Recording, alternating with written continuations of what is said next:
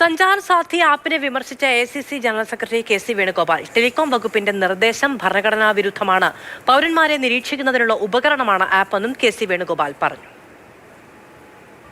സ്വകാര്യതയ്ക്കെതിരെയുള്ള ശക്തമായിട്ടുള്ള ഒരു കടന്നാക്രമണമായിട്ടാണ് ഇത് കാണാൻ കഴിയുന്നത്.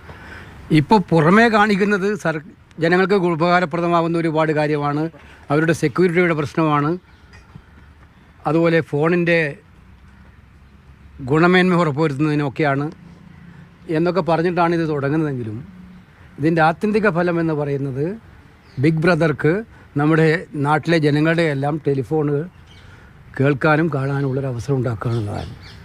ഇത് സുപ്രീം കോടതി തന്നെ നിഷ്കർഷിച്ച പ്രൈവസി തത്വങ്ങൾക്ക് പൂർണ്ണമായിട്ടും ഘടകവിരുദ്ധമായിട്ടുള്ളതാണ്.